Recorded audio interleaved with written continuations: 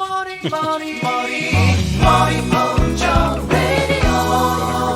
morning, everyone. What is going on? We are back again with another episode of the South Florida Gamers Podcast.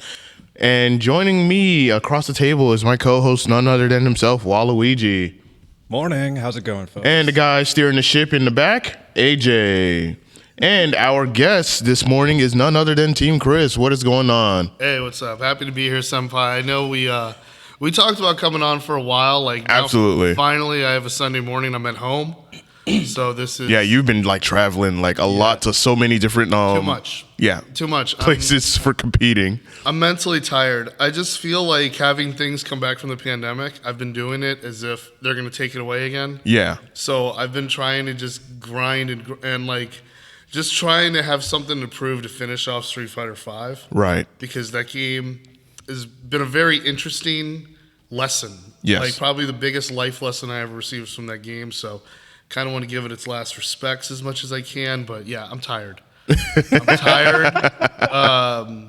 I've been a salaried employee, a salaryman for a year. And somehow I find myself still being broke. And I'm not sleeping in penthouses or nice place. I'm splitting rooms with strangers. Yeah. And I don't mean strange. I mean literally Guilty Gear Strive players. Oh. People I have in the FGC we all you cannot really get in conversations with people you don't play the same games with. Yeah. There's always going to be the people who are flocking the NetherRealm area, then there's the Tekken area. Then there's a Smash area. Yeah. I'm the little Capcom guy, so it's really interesting how you have to be able to find ways to collaborate and team up and get together across different games. And I guess that's why we have a community now. Absolutely. Yeah. It's a great thing to see. Granted, each communities have their own, their woes and their issues and whatnot, but nonetheless, growing pains, absolutely.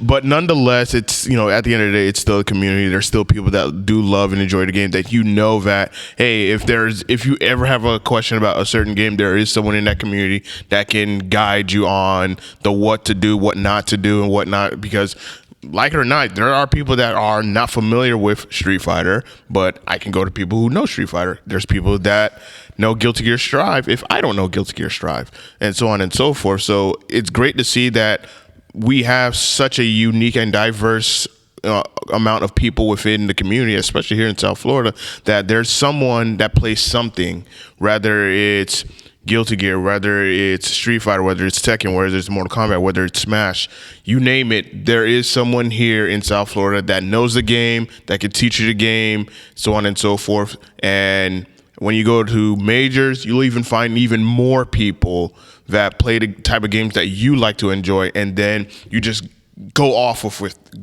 that, and it's a great feeling. It really is. I mean, I've been a part of it now for almost a decade. Mm-hmm. Oh, wow. Mostly, I would say probably a decade, but there was some on and off. I had a very... I want to go off your point, though, instead of going into my story. Yeah. If I talk too much about myself, I mean, hey, you running the podcast, DJ, you're doing a great job. Be like, hey, Chris, topic, all right? We wrote an agenda. No.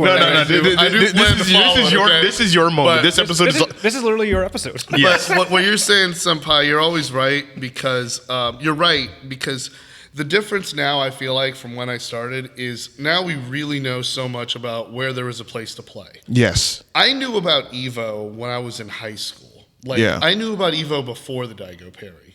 When I saw the Daigo Parry, I knew it was at EVO and everything. When Third Strike blew up. This was me in high school. But I also knew that the way to get to Street Fighter tournaments and competition, I was scared to do it. And basically some of the things I saw in Miami discouraged me from pursuing it all the time. But I did go to some of the classic arcades in Miami, Grand Prix, both Malibu and Dania Beach before it became Boomers. Flippers, not just the movie theater, but I mean the Town and Country Mall. Double. Yeah, some of those old places, I grew up playing around there, and I played my competition was DDR. So DDR was my passion. I played Street Fighter and FGC in between those runs. But knowing where to find those tournaments and everything, you had to do some digging on the Shoryuken forums. I remember at times I was using IRC chat, which is very nerd. Yeah, I remember IRC. I remember it. What is IRC? They use it in Mr. Robot. Like, he communicates with the Dark Army through IRC, which is pretty fascinating. Double what? But it's IRC chat was like the original like AOL style chat room where you. Okay. Yeah, and in fact, in the early days of Twitch, I think the chat was hosted on IRC chat. Huh. Like they would connect to an IRC chat client where you would be able to see the video. I think those are like, I don't know if Twitch still does that, but those are like the dark ages of streaming, you know? Yeah. So it's really like the streams have been more accessible, tournaments have been more accessible. Because I teach digital marketing. I was teaching it for 2 years. And one of the things I gave an example of was that you would sometimes see streams or catch like FGC fights on streams that sometimes were like adult websites or like just shady web links and all that. And like, the internet it was much more of a wild west time to approach. So I really am and love and vouch like there's a professional way to put it, diversity, equity, and inclusion that the FGC has always been very inherent about, like has always been. But I think we've continuously found a way to find a place to play. And like you mentioned too, one of the things I want to tell everyone getting into fighting games is that there's always a place at the table wherever you want to eat. Like wherever you want to put practice in your craft, do something. Some levels of competition are going to be higher. Yeah. Like I feel like Street Fighter and Tekken, you have to go through a string of locals not beating anybody. Yeah. Like I have gone 0-2 more than anyone. Like I have spent majority of years going 0-2. Wow. I basically spent all of 2014 in Street Fighter 4 going 0-2 because I believe that it was penance for previous mistakes I made in quitting Street Fighter 4 in 2010, which was quitting fighting games, and my experience with it back then was the greatest regret I ever made. But the fighting game community in general, like there's more volunteers now. There's more participation. Yeah. There's more. I think also we recognize that the true value of it is content creation. Yes. Yeah. I mean, like we all go on Twitter and we see sometimes how much money people make winning tournaments and everything. I don't want to name specific tournaments or what the prizes were won, but basically some players did an ungodly amount of work to get to the top of that mountain. Yeah. And like you're not going to feed off of that alone. Yeah. So now we understand that there's more in content creation. There's more in organization because we really want to do this. Yeah. Like, I don't mind volunteering to do commentary, but I'm trying to do it like as professional as I can be. Right. Because I want to work with the other commentators, and I want the other commentators to get cool gigs, and I don't want to be the guy who's trying to steal their gigs because I'm underpaid. I don't want that kind of relationship with tournament organizers either. So it's a radically different world. And I have to say, as one of the older players, I genuinely love it. I think it's great. All right. Before we move on to our topics, I do got one question from DGK. Shout out to you, homie. Hey. Thoughts on Evo Moment 37, if you remember. Yeah. So I played Third Strike before that moment. Mm-hmm. And originally, I mostly played a lot of Third Strike on the Dreamcast version, which is actually the worst port of Street Fighter 3 Third Strike. But I do remember like the understanding in the meta from the East Coast perspective, what I saw going back to message boards, IRC chats, and people I saw in DDR tournaments and whatnot. Street Fighter 3 was played, but it didn't have its shine. It didn't have its moment of shine. I think Moment 37 like kind of busted open like the really crazy thing you could do in the game. I feel like it's one of those things like Jordan dunking from the foul line or Tony Hawk doing the 900 spin on a skateboard. And it was one of those things that instantly, I know me and about 8 different of my high school friends. I was a junior in high school when it came out. So we were playing like some fighting games in classroom closets on the Dreamcast in between classes back in South Broward High. I'm not going to name which teachers were cool with it, but like, much love. You guys really set me up for success. Thank you. But when Moment 37 happened, Street Fighter 3 Third Strike immediately became like a favorite to us. And I mean, I was actually playing Second Impact equally as much at the time. Before Moment 37, before that video went viral. And I believe I first saw it on a website that was like an E-Bombs World kind of website because we didn't really have social media. Social media back then was LiveJournal. Yeah. Basically. Oh my gosh. So social media back then was just like a handful of high schoolers who were openly talking about their feelings on the internet, myself included.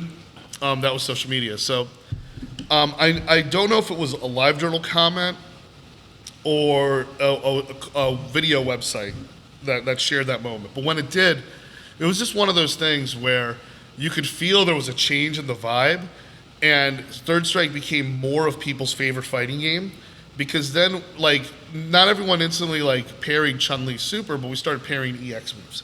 Like, we started being like, oh, wow, we discovered the red parries. Yeah. So oh god, the thing about that game is that it needed a moment like that to open it up and show it, because after that people started going into the iceberg, and then from there we started looking up what you could do with Ganajin. You got Super Art 3. Yeah, that got a lot of creativity. And then Urian's Aegis Reflector, there were videos about that. Tokido was introducing that. So sorry, my throat, it's too early in the morning for me. But it really broke open, like, those barriers, and, like, caused that effect of people who wanted to nerd out, to find that high execution stuff. And what I also attribute Moment 37 to also is it found a specific niche that really wanted to play Street Fighter 4. And they were really able to find something in Street Fighter 4 that was able to chase that feeling. Huh. And because there was a lot of technique in Street Fighter 4 with the focus attacks, a lot of it was cheap, especially in vanilla Street Fighter 4. Because remember, we always compare Street Fighter 4 to Ultra Street Fighter 4. Yes. Yep. So that's always going to have rose-tinted glasses. We're not going to have, like, vanilla Street Fighter 4, where your entire top 8 was 4 Sagats, a Viper, 2 Rufuses, and a Ryu. Like, facts. Like, I started playing, actually. So I started playing Street Fighter 4. I started getting competitive with that because the Shoryuken forums pointed me to a place called Zero Ping. You ever heard of Zero Ping? No, I've never heard of that. We're not going to talk about Zero Ping. I'm gonna look it up anyway. There we go. So Zero Ping has a lot of. It was a very interesting saga. I mean, for lack of a better term, it was pretty hood. I mean, like, it was a pretty hood establishment. It was very, very interesting. There was some very interesting people that came and went from that environment. A lot of them are actually some of them are actually well known, like, today, that came from that place. Like, I can tell you, like, Ryan Hunter. Like, I met him at Zero Ping, you know?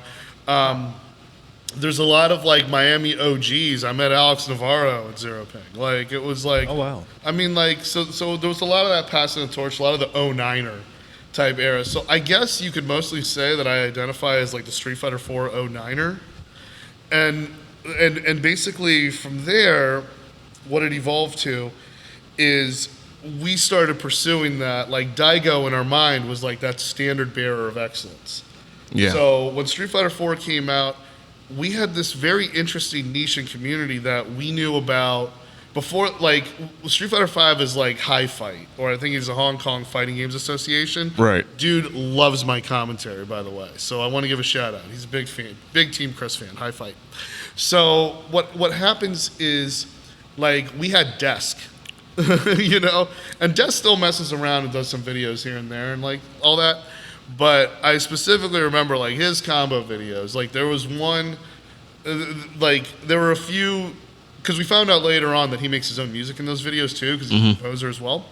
But, like, those were things that we strived for early in the days, because not only that, but those videos that we watched and we studied, most of them came from, like, anime music videos. Yeah. Like, people spliced in anime clips and some, like... the AMVs. AMVs. Yumi Hamasaki, Initial D, Eurobeat remixes. Like... God. That, and I wonder to this day why I didn't get a good education in Marvel vs. Capcom 2. Like, I noticed there's a lot of things I'm learning now that I could have learned as a kid. But it was like I was watching the videos, because I was experiencing this in Cap vs. SNK too, also. I'm watching the videos of the tech, and, like, there's nothing that breaks it down, slows it down, or explains it. Oh. It's just a bunch of just like, stupid combos, and then anime music. And it's like, sometimes they'll zoom in, and you'll see that it was a fake cross-up, or one of those things. But it's like my eyesight is not getting better, so it's just like it's really interesting how much like oh my God. we had to work harder. We had the whole world against us. We had the past generation like, you're doing this too much, you nerds, you know. And now we got this year's like, you know, my parents used to be like, you know, you're not gonna find any balance in your social life. And then my dad's like, how far are you from the top? I'm like, real far, Dad, but there's no money up there. So do not expect me to buy you anything, like off of winnings, you know, like so it's definitely a lot of passion projects, but I'm in the camp that we owe everything to Moment 37 because I even said it recently on commentary watching Jay Wong at a Third Strike tournament. Like I was like, if that tournament had finished with like a low counter hit jab, like. Would there be a place? Would there have been a stage for fighting games to evolve and have grown? So that's a good question. Yeah. And Daigo, I don't even think likes Third Strike. I think I remember he was listing which ones he likes and doesn't like, and like I know he mentioned Super Turbo is his best, and that's just what's really interesting as well because we all play like so many different games and everything. But like I knew of Daigo like watching him be a god at Super Turbo. So it was like I wasn't like that video didn't introduce me to Daigo Umehara, but it was definitely like that like Tony Hawk 900, that Jordan dunking from the foul line, that like you need like that cinematic because people don't know it wasn't the final of the tournament, that was loser's final of the tournament, and neither of them even won the tournament. It was just a moment that happened at a perfect timing. Yeah, it was a young player who just beat them in grand finals, and that was it. A young player from Japan beat him. And no one cares about that. Yeah. Yeah, I just realized that. I'm like, what happened afterwards? Like it wasn't Jordan eliminating the Cavaliers in '89. Like it wasn't. It was just an amazing moment. Yeah. Yeah. So like the fact that they filmed it, they put it together, but also going back to 2004 and you see the mysticism of it is that there's a crowd. And like that's something that really blows people's minds back then was that wow, we have a crowd built up like this. Like, and then I would explain to people like, yeah, well, sometimes, you know, you go in the arcade. I was at like Grand Prix on a Saturday night, middle school, me in the early stages, my TeamKhris training, you know, I was playing with the boys and like good players would show up. They'd match up on the arcade machine and they would get a big crowd around them to look around. And I play DDR. I'm a DDR freestyle champion, so like I love getting crowds around machines and all that. And actually, the first time I've heard somebody say that. Actually, I've never heard anyone say they're a DDR like competitively. Oh yeah, there is. I think there's maybe like one or two people we might know, but it's the first time someone actually announces it. That blows my mind even more. That's so cool. Yeah, winning the freestyle tournament in 2013 really like fulfilled my like it was a lifelong ambition for me. So I got everything I wanted from Dance Dance Revolution. I think it's an excellent game. I still try to play it from time to time, but when you get over the age of 30, everything hurts. I got 4 more years. Don't tell me this now. Like you ain't lying. I'm in my mid-30s right now. You are not lying. Like, at least lie to me. I actually enjoy like having a cocktail in my hand, playing songs on light. And just kind of just skipping around and shimmying to it. And everyone's like, why are you playing DDR so easy? I'm like, it's not a matter of easy. It's a matter of like fun. Not having pain. Yeah. Like arthritis. I mean, I put my body, and even in my prime, like I put my body, I was playing like reminiscent of the old 10 Buck Tuesdays. So 10 Buck Tuesday, Dania Boomers, RIP. I mean, when you got the machines to work, like, I'm not gonna lie, Danny Boomer sucked. I didn't even go there when it closed. But that's the place that raised me in DDR because of 10 Buck Tuesday deal.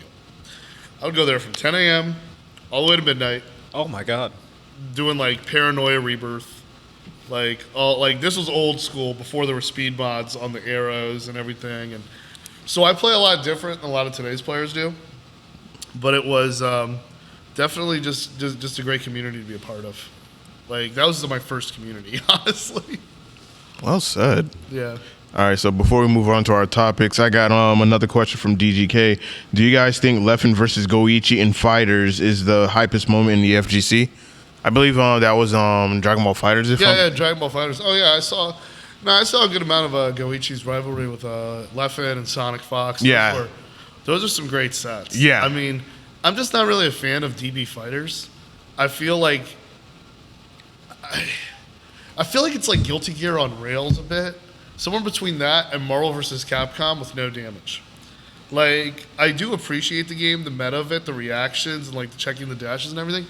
I don't know if it's the most hype, but that's the thing. Like, to some people, like, that means more to them than what Moment 37 is at EVO.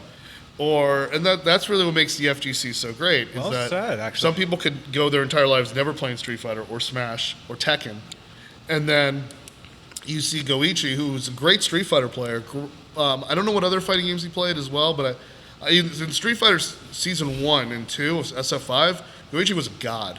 I played him in Puerto Rico. His Chun-Li was amazing back then.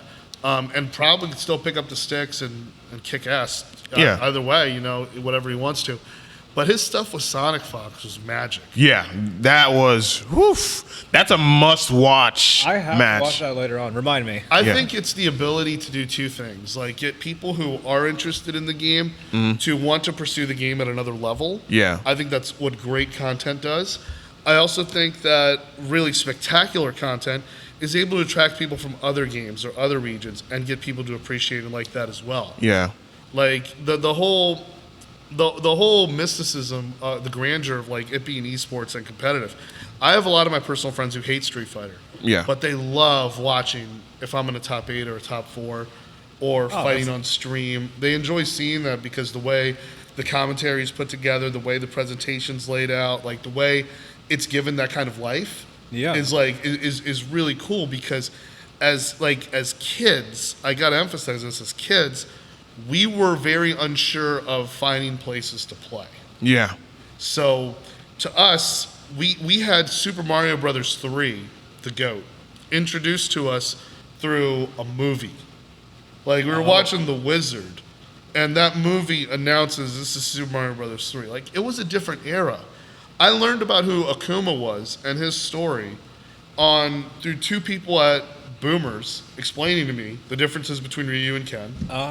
And then an IRC chat giving me this whole story about Goken, like literally 8 years before SF4 came out. Yeah. Which is fascinating because like then when Goken was made real, like I was like, whoa, this is like kind of a fan fiction character that you literally like acknowledged and brought in because it makes Akuma a badass. Yeah. So I thought that was really interesting. But nowadays, like, we have so much and so much more access to things that it's really interesting to note, like, what other moments are going to see come about. And don't get me wrong, there have been times where in the FGC we've tried to manufacture it. Yeah. Like when we had Lupe beating Daigo. I forgot about that.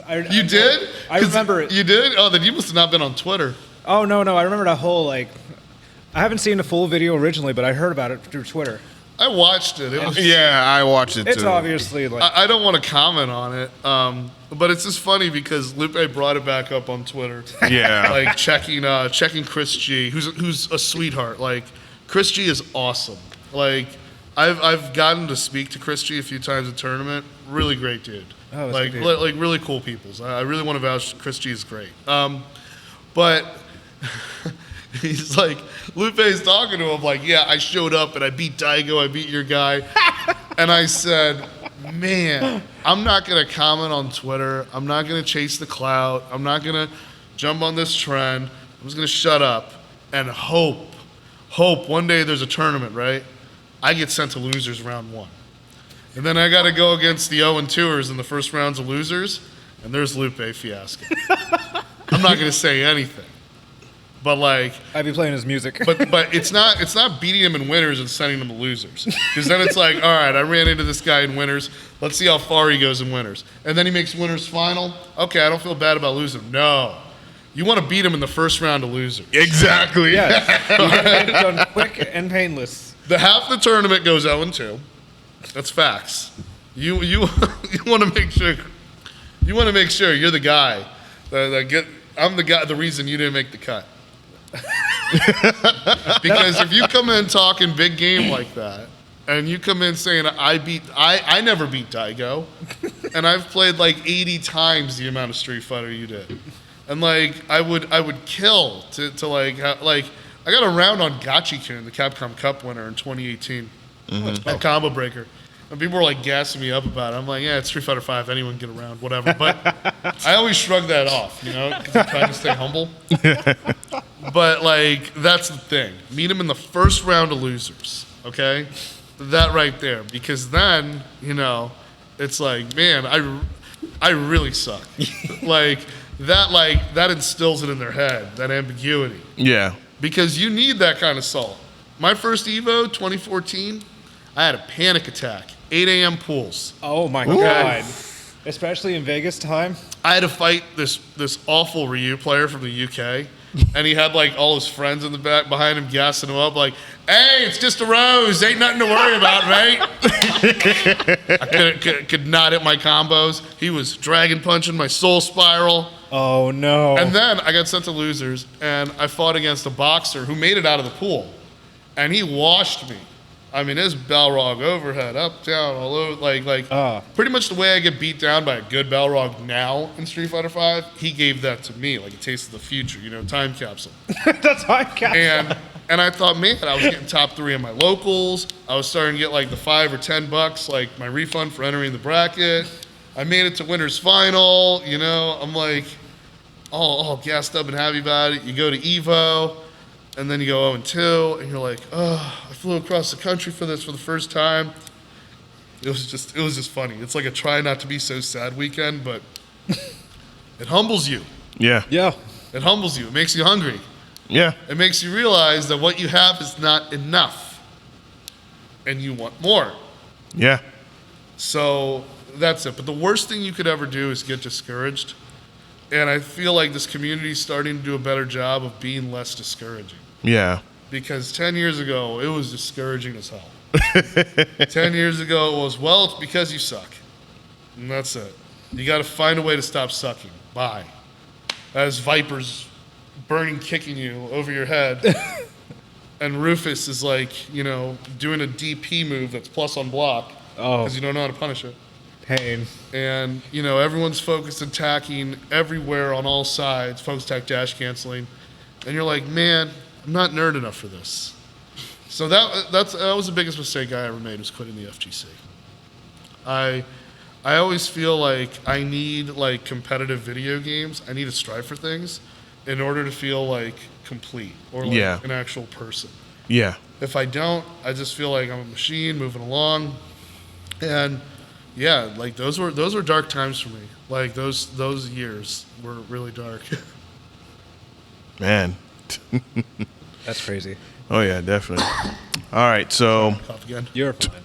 With our topics, we want to know about your gaming origins, what got you into gaming, so on and so forth. So share us your. About that for a while. I mean, we already know like Street Fighter or whatnot, but actually the thing is growing up as a kid, I wanted to bring some props. I got the Genesis Mini 2. I think this is incredible. I think the people at M2 and Sega and their new development company, Sega Mark V, like, I get the joke with what that name means, but because it's actually the internal name of the Genesis. So I grew up as a Sega player.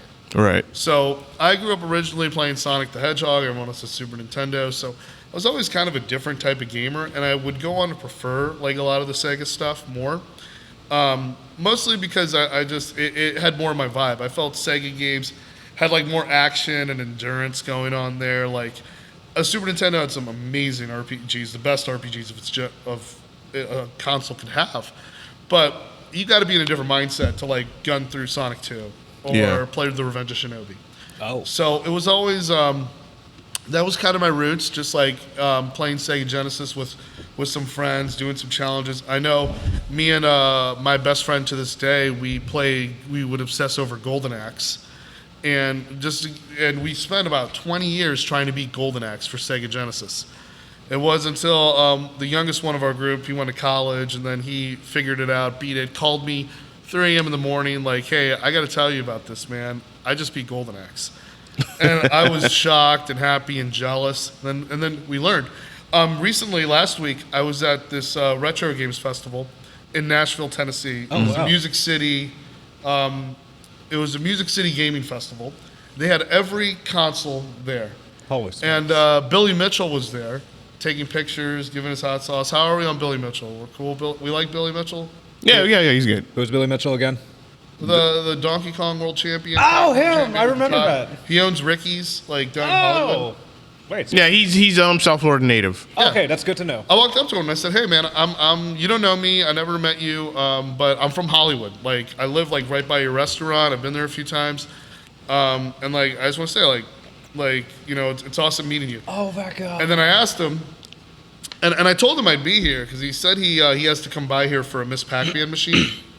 And I asked him, I said, "Hey, Billy, what are you gonna do if I can be?" Because there was a Genesis, a Model 1 Genesis hooked up to a CRT. Right. And I said, "What are you gonna do if I get a perfect game of Golden Axe right in front of you? I don't die." And he's like, "I'll give you a photo and a bottle of my hot sauce." So I jumped on the Genesis and I got to beat Golden Axe perfectly without dying. Just and yeah, I got a picture and a bottle of hot sauce. I got the picture. I got the score and everything. And the score, for those of you keeping record, is a strength rating of 329. I didn't die, but like if people who are Golden Axe players look that up, it's impressive. I mean, it's a perfect game of Golden Axe. But how the arcade and the Genesis version scored differently because Genesis has an extra level, so it's weird. Oh. But that's kind of the thing. And then being in the arcades, I would go to the arcades every week. The arcades, I wanted to go. I love going on school, summer camp, field trips, going to friends, family friends. I was always trying to find ways to get to the arcade with as much change as I could have. And from there, I loved playing Marvel vs. Capcom as a kid, just button mashing. And then the first game I fell in love with was DDR. DDR, like, just, it engulfed me. It was great. Half of my friends were like, "What are you doing? This game looks gay." Because this is 2000, so That sounds right. that's how we were, you know. Yeah. That sounds like canon to early 2000s. We were always checking masculinity, man. It was toxic. I apologize for contributing to it in any way. I'm not that person. I don't associate with that anymore. But they were like, "Okay, if you want to go to the arcade and everyone looks at you and thinks you're gay, that's fine. It's up to you." That's what people would literally tell me. And DDR was what taught me to not care what other people think. Yeah. Yeah, literally. Like, it was, I love this game. I don't care what other people think about me. Yeah. Like, it's just whatever. And, you know, Sonic, I'm kind of that way too. Because being a Sonic fan, I had like an early introduction to the furry community. And they're awesome people as well. They're great. But it's just funny how many of them are Sonic fans. But you know what? They have a thing to like, a thing to make their fan art in. They live in that world, and it's awesome. You know, I just love Sonic. I really do. Like, Sonic is my childhood hero growing up because he was always different. Didn't care what other people didn't act like he cared what other people thought about him. He was always like looking at you, dissing you, how do you play? Like, you're taking too much time if you don't hit the controller. Oh yeah, I remember that. Watch. Yeah, I remember that. It was like I kind of identified with that, kind of that '90s edginess, and so like I feel like those things like helped me be someone that in everything I do, like professionally, personally, FGC, I always want to try to be different. I always want to try because I believe that being different is good. Being different changes things. Yeah. And we've had different voices in the community over time that it's evolved more of, and we've seen what those voices could do. And I think that a lot of those people, I really like want to appreciate the people who like volunteer and help out and do these things because we didn't have those people or those resources. Yeah, back then. Yeah, I remember that, and I just said this. So yeah, for me, I was always a very huge fan of fighting games. Like, I started playing it a lot. Like, I would say in the Super Nintendo era where you had your Street Fighter 2, you had Mortal Kombat 1, 2, 3, and Ultimate and whatnot. And I remember playing those games against other people, and I've always just wanted to play against new people, just like, where to go other than your friend's house. Yeah. Because that was the only place that you could go, is just y'all meet up at his house, that house, my house, so on and so forth. Like, you had your option. Like, you never had like a place where you guys can just all go and then just be like, all right, we're all going to play here. For me, I would say I was also a part of the Boys and Girls Club like years ago. And there was like I remember a lot of guys just there, just hanging around the Super Nintendo, Sega Genesis area. Like, you could play Mortal Kombat on this game or on the Super Nintendo or the Sega Genesis. Not the Super Nintendo version of Mortal Kombat. I'm sorry to interject. I'm sorry, but that version is trash. I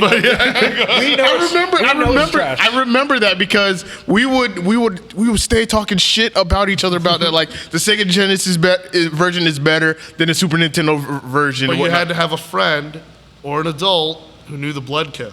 Yes. Yes. ABACABB. So it was like, I would lose in the Super Nintendo one, fine, I'll just play the Sega one. Yeah. And then winning that one, go back to the Super Nintendo one, and it's just like, I just remember that competitive feeling, just playing against new faces rather than your friends. Granted, it's a fun time to play against your friends, but over a while, just like, I want to play against someone new. I think that's the worst thing, when people can't take their rivalries or like their passion for a game outside of their friend's house. Yeah. Like, I feel like, because I was always trying to best my best friends in CVS2, and even in NBA 2K, and I feel like it held me back. Like, I just wanted to, when you play with friends, you just want to beat your friend, and that's your ceiling. Yeah, I was one of those kids as well. Yeah. I didn't really have many people to play games against with, so I just used like Xbox 360 online back when I had it. Oh, yeah, I love the Xbox 360. When the Xbox, I was playing original Xbox online. I got to SS Plus ranked, DOA 5. Holy shit. I got more racial slurs yelled at me on the early days of Xbox Live. Oh, by the way, fun fact, my current boss was actually part of the staff that launched Xbox Live when it first came out. What? So I really want to give her a shout out on that. I thought that was so cool. Yeah. It's actually in my current digital marketing gig. But yeah, it's really being able to take that. Another thing I want to point out, another prop I want to bring, is I found this out. Don't tell me. So this is the Sega Astro City 60th anniversary joystick, and this is built to go with the mini Astro City. I found out by accident. Oh my god, that looks so cool. Wow. It works. Like, on God, this stick works on the Genesis 2. So with that said, try playing Street Fighter 2, Fatal Fury 2. This one is Clay Fighters. I think this doesn't work on the other Genesis Mini. Mm-hmm. That one has Eternal Champions. Oh my god, I forgot about Clay Fighters. Those are good ports. Like surprisingly, like if you have a 6-button layout, the Sega Genesis version of Street Fighter 2, like it's faithful. Like it works. Wow. Like really, I wouldn't have known that. I was testing it out on my stream and everything, and I thought this was a cool little Easter egg. Like I was playing Revenge of Shinobi with this. I thought that was really, really accurate. But yeah, like it's really interesting. We were part of that generation where they finally made like home games that gave you an experience. Yeah, that wasn't to the arcade. They didn't perfect the arcade till like the Neo Geo, the Dreamcast came out. That perfected the arcade experience. Yeah. Mm-hmm. But they were able to give you things that made like the console version. Like, cause I like the console version of Golden Axe. Doesn't have the better graphics, but I like it more in the arcade version. Yeah. And so like, yeah, having that place to play, that kind of that area is just amazing. But I mean, we couldn't do it without a lot of the passion that a lot of these people have to make this community so great that I just can't speak enough about. Yeah, absolutely. And I miss those. I do miss the age, the good old days of just gaming and whatnot. But yeah, we were definitely wanting that feeling of just, hey, do you play this game? Do you play that game? Oh, you play this fighting game? Or if you hear some people in a group conversation talking about, I play, Mortal Kombat or Street Fighter. Like those were the games, the go-to games, And then I ended up learning about Tekken on PlayStation. I was like, Tekken, what's that? It's a 3D fighting game. I was like, let me try it out. Let me see how it is. And I was like, oh, Oh, okay. And when I got into Tekken with stick. Now I play Tekken on pad because I'm just so it's so weird, and I'm pretty sure it could be the same way for you and for everyone else here. Like certain games, especially fighting games, you can either play it on pad or stick. That's true. It's all preference, literally. Yeah, it is. For me, my my left thumb like just flares up when I do motions, so I have to only play on stick. But I haven't transitioned or tried to hitbox. It's just I was ready to ask that actually. Yeah, the thing is like as a kid, I was the emulator king. That's why I buy all the mini consoles, all the official stuff, because I'm kind of tired of emulation. I emulated everything in middle school. Like I had Neo Geo, CPS 1 and 2, Commodore, I'm guessing. Like Commodore, PC Engine. I installed an MSX on the iMacs in my middle school's network. So everyone had Gradius. I did it to play Metal Gear 1, but the whole school just played Gradius instead. I think it was called Nemesis. The port of it was called Nemesis. But I've heard of it briefly. Yeah, so like for me, we had access to that, and so I started originally learning to throw fireballs and doing Street Fighter combos originally on a QWERTY keyboard, and I couldn't stand it. That's just a lot to process right now. It is, and so that's kind of discouraged me from trying the hitbox or that style of controls just because of my memories of playing keyboard as a kid. But I just as long as you're comfortable. There's so much childhood tied around this. I mean, granted, as kids, the authentic experience, we had the actual bat tops, you know, the HAP style. Yeah. It wasn't until 2009 that I was like, oh, the ball. Okay. And I remember, like, the ball became more, and then we grew more and more like the ball more in Western. So, at least here on the East Coast, like, we rarely had games with a ball top. So that was like, but yeah, it's just, I love this. It's like, it's like the cork in the wine. I have to have the, you know, like, for me, I have to have the clicking and the moving of the joystick. I have to have this. My buttons. You know, they got to be loud. I can't play with silent buttons. I gotta have that arcade feeling. Yes. Because, man, it's really interesting to see how much of the FGC or esports of these kids getting into video games without that ever having the arcade. Yeah, and it always blows my mind when here at Flynn's, when we have like younger kids coming in and then they look at stuff like this, be like, what is that? It was like, that's an arcade stick. Hey, look at this. Like, you see this out there? Like, you'll find that out there over here too. It's just that for this, you could, you know, play fighting games on it. It's like, oh my God. But you can play fighting games on controller. That's true. But you may not know that. You may play good on controller, but you might play even better on stick. You never know until you give it a try. Yeah, showing the kids the stick is fun. It really is. What's annoying is showing TSA the stick. It's not what you think. Look, you got to take it out of the bag, okay? Like, oh my God. I have 2 times tried to sneak the stick in the bag. The stick comes out of the bag. They will look at it, and sometimes there'll be someone who's like kind of about that life. Yeah. And like he'll be looking at me and like, yo, you got to see my Dulzim, and you know it's 5 a.m. for me. I'm just like, it's like, shut up. I don't want to see your Dulzim, sir. I just want to catch my flight. But then like there's always someone, like one person called it a computer. Another person called it a gaming console. And another person was like, that's just a controller. It's kind of embarrassing to tell people it's a controller.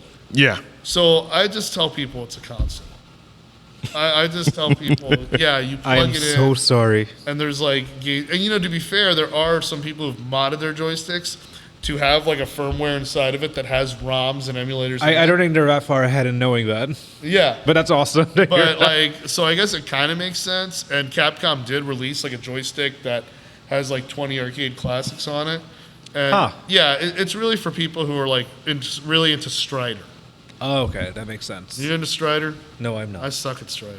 I mean, like, I watch people be godlike at Strider, and it's like, yeah, I suck at Strider. I suck at Donkey Kong. I'm really bad at that. And Cubert. I don't understand why we need Cubert. Yeah. Like, I don't understand the point of Q*bert. I don't get it. I played it, and I couldn't even understand it. It just seems like it didn't need to happen, you know? Yeah. I'd rather just go back to playing Tetris. But then again, as a Sega fan, people feel that way about Space Harrier. I love Space Harrier, but Sega loves to pack Space Harrier into everything.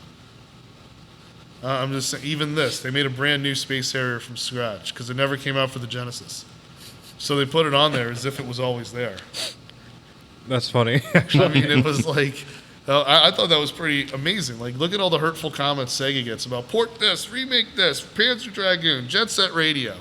And they're like, no, we're gonna remake Space Harrier, and you're gonna like it. And then there's me, and I'm like, whoa, this is so cool. I've never played Space Harrier like this. I'm used to playing the Arcade Perfect version on Yakuza, but now I have to play this amazing demake. So I thought demake like that. Like, it is literally demake. Like, yeah, I guess guess it's wrong. like an arcade port. Like but they really made it from scratch for the Sega Genesis, and it's like, like interesting. This is the best mini console ever. You know why this console's so great? Why is it's that? It's the first ever Sega Genesis you could say is better than the Super Nintendo. It took them 30 years. And I actually have the Super Nintendo Mini as well. Doesn't compare. I just have a Raspberry Pi that I have not used. Hey, that's the Infinity Gauntlet. You know? That's true. You just walk in, plug that into anything. I'm hoping they make them smaller because like they haven't really had a size downgrade in like a while. But it's like wallet size. Nah, what they should do is have it be like on the back of your palm and like have like a Bluetooth connection so you could just go like that and then put it inside of a Nintendo Power Glove. That's some cyberpunk shit right there. I'm dead serious. Get a Nintendo Power Glove. You can find one $100, $150. That's not a bad idea, but still. Like, you get that, put a Raspberry Pi in it, and, like, have it be able to, like, screen mirror and everything. And then next thing you know, you're like, you're hitting Roman cancels and Guilty Gear, like, with it. And you're like, you're onto something. I love the Power Glove. It's so bad. This is something I would do. It's terrible. It's such a hot peripheral, the Power Glove. It's so cool, but it's so stupid. Yeah, and you know it didn't work, like, at all. No. It did not work. No. I have maybe played it twice as, like, a toddler. I may have had it on and seen it. I would play, like, Super Mario Brothers 3, and, like, Mario would not stop running to the left. Like, there was always, like, something. It was, like, as bad as, like, Mad Catz before the sticks. Ah. You know, like, it was like the third party. Good old days. But it's only good on one game, and that's Rad Racer. Because that was in the movie, The Wizard.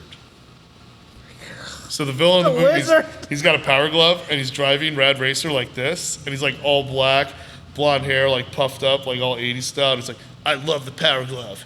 It's so bad. And I'm like, man, you know? I always wonder, like, are there people, I know, at least in this question, are there people like that in the FGC? I'm like, yeah, there's me. I would love just to. That's not a bad idea, TeamKhris. I'm a nice guy, though. You can take a picture with me after I lose.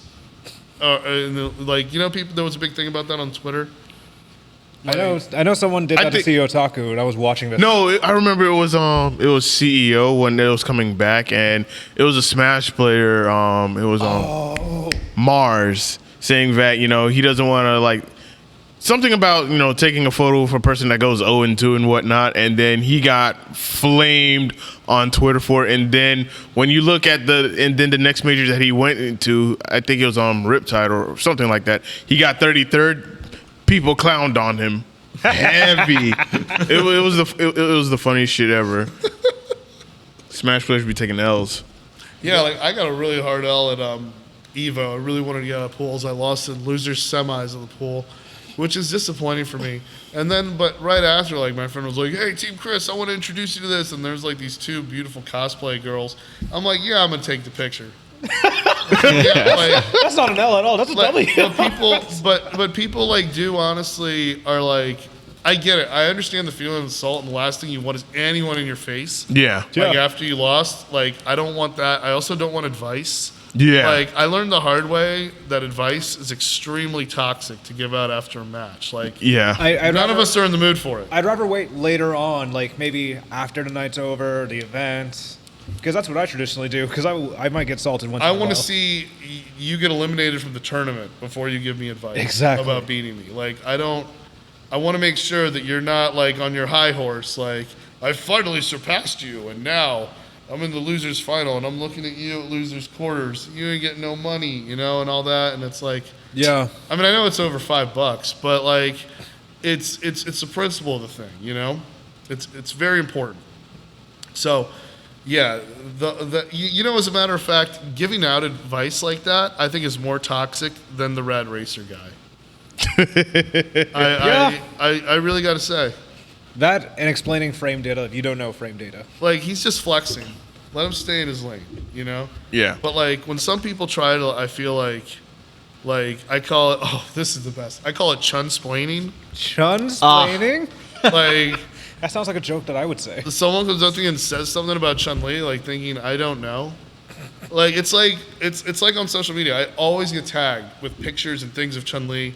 People see something about Chun-Li on the social media and they assume that I've not seen it when I've seen it like 3 months ago. But I just like, you know, play it off, give a heart reaction. Ha ha ha, that's cute. You're cool, you know, I like you, you know. It's all good. You know, I'm welcoming. You want to do that? Go ahead. You know, you want to cosplay as Morgan? Despite having never played Vampire Savior, that's awesome. You've brought more popularity and influence to Morgan than I could have by being godlike with her in Vampire Savior, you know? We all bring stuff to the community. There's always room at the table. There's always those kind of things. But like don't give advice. Yeah, that's very important. Like, if you're explaining frame data to someone that knows frame data, just +6 away from me. That's all I ask. That's the one thing I will ask anyone to do. But I'm cool with normal conversation. Yeah.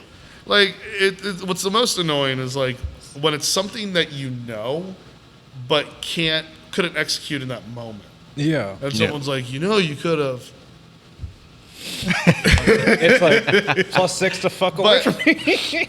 But there was one, like, I played on the Capcom Pro Tour stream against this really good claw player, Vega player, and he did like this lunging fierce punch move. Okay. And it's like minus like 20 on block, and I didn't punish it once.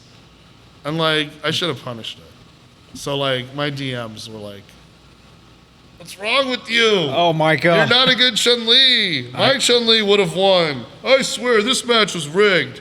Collusion. Yeah, winners round 1. Sure, okay. But What?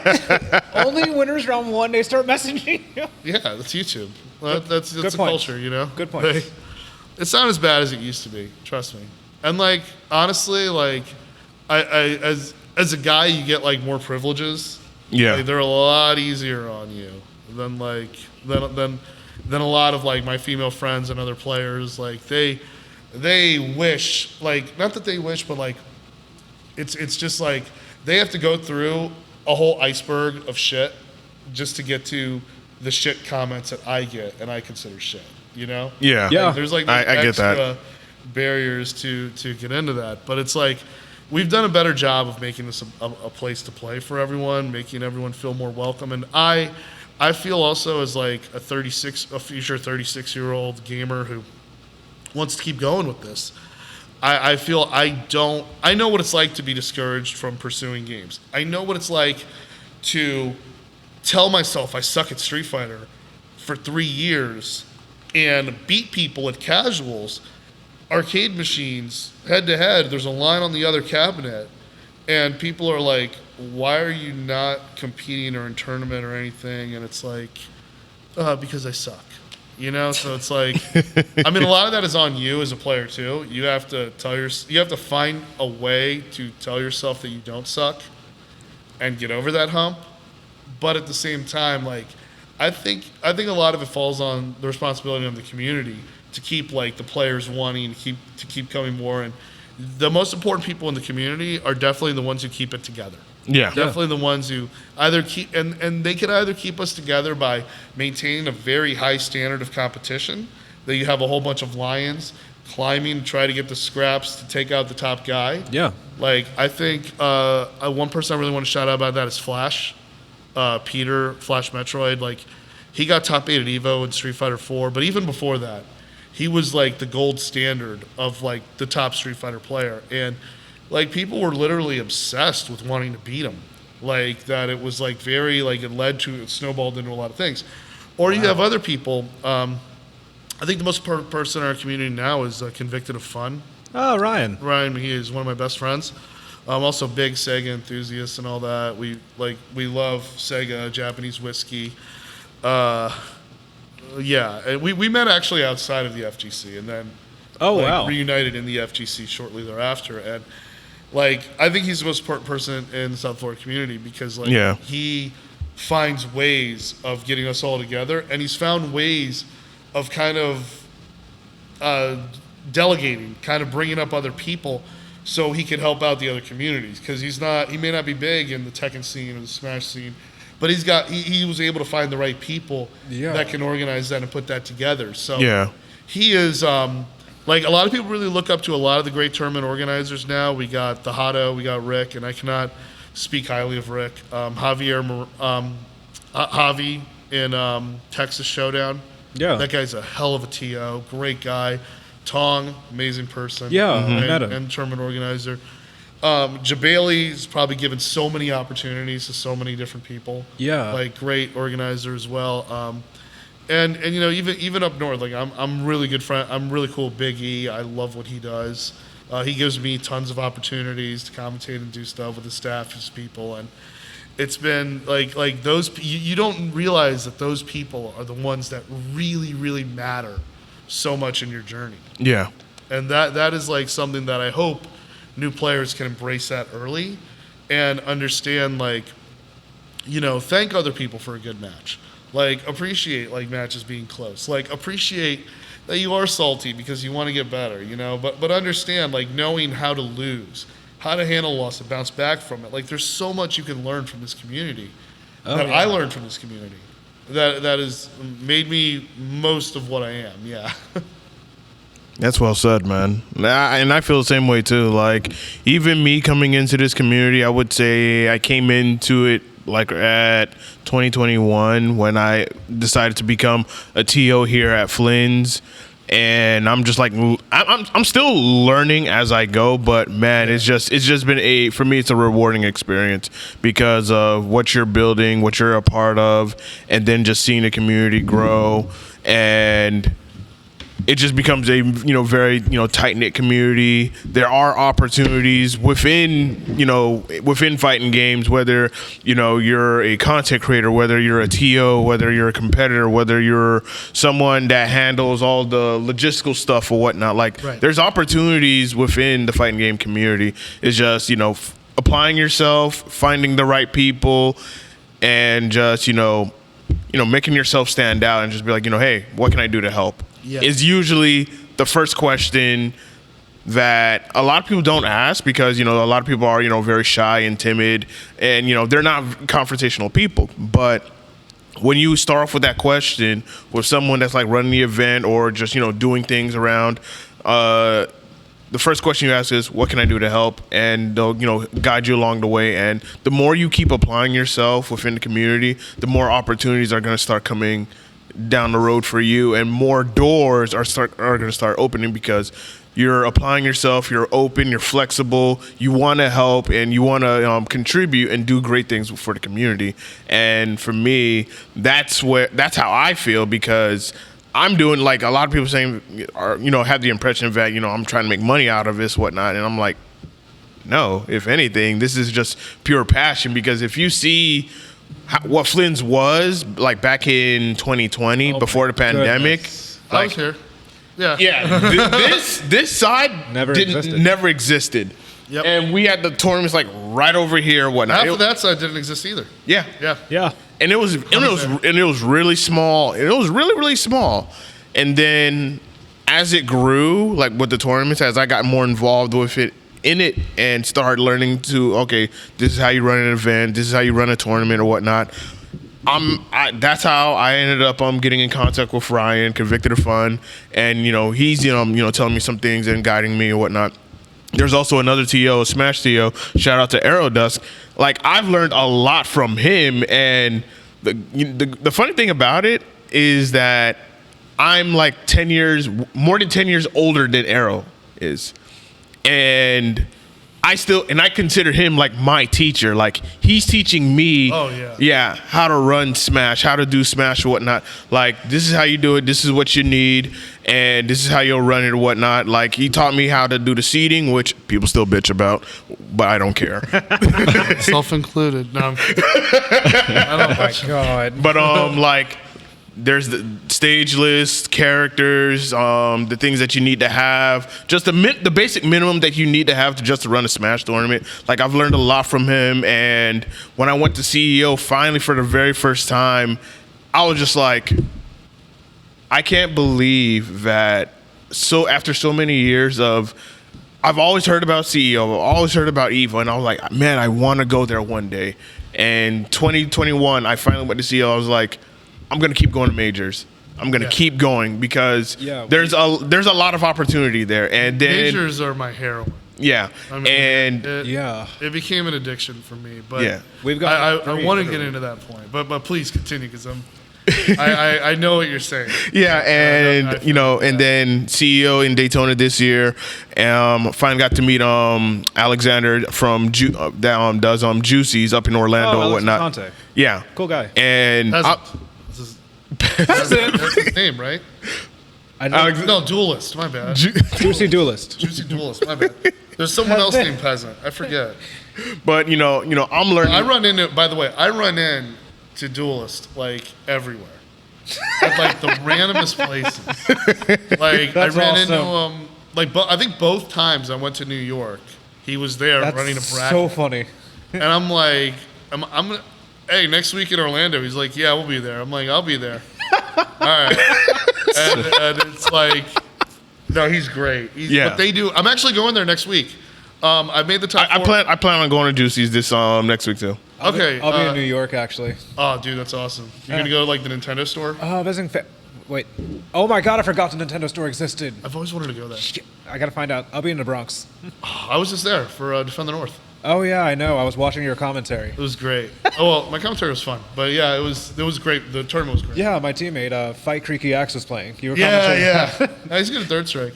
I know, he scares me. Yeah, his Alex is really good at third strike. He's great. I got to do virtual fighter commentary with him as well, but I was like, CEO was a really weird weekend for me because I was like 3 weeks recovering from 2 surgeries. My goodness. So I could not even hold a joystick until like the day before I went up. Oh, goodness. So it's like, it's really funny because I walk up to Simple Tricks, who's now really good at Street Fighter 5, and the beta for Street Fighter 6 rather. And he walks up to me like, hey, I'm just going to play Guile. I haven't played for a month, so you're going to kick my ass. And I'm looking at him like, I just got out of 2 surgeries. I haven't been able to hold a stick for a month. I've been in my mom's bed, like, not practicing. Yeah. Watching reruns of ER.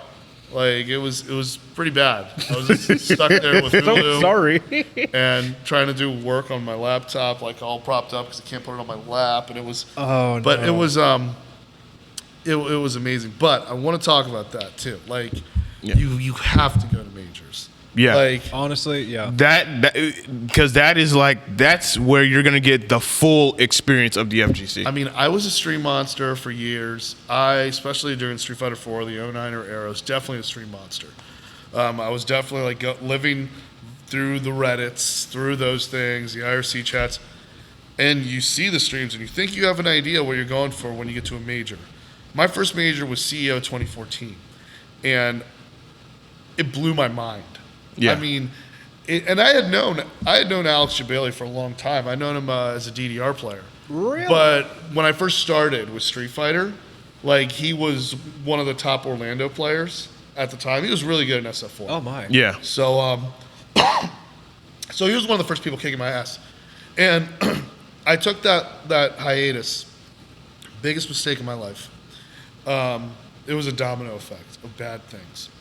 And then when I came back, I see that Alex went from a shit-talking, arrogant dude, like, who just beats you in SF4, to like just a godlike organizer who just brought all of Orlando together, and seeing what CEO felt like it. And then from there, I had that hunger. I mean, I went 0-2, but I really wanted desperately to beat someone. So I had that hunger. I started going everywhere. And then when I went to my first EVO, 2015 was my first Evo, and that was unbelievable. I mean, I'll tell you too. You want to talk about great grand finals? That Street Fighter 4 grand finals between GamerB and Momochi. I remember that one. I haven't seen it. Magical. Yes. I mean, the fact Momochi's using Evil Ryu out of nowhere. He's been kicking everyone's ass with Ken for years. Yeah. His Ken was in the Capcom Cup tournament kicking ass. And then he switches to Evil Ryu. You're just like, what? And he's counting bodies. But GamerB gets sent to losers in his pool and runs like 17 or 18. I think someone in DBFZ did that too. Like they had like a big like losers. Because if you get sent to losers, the amount of matches you play doubles. Yeah. That's the thing.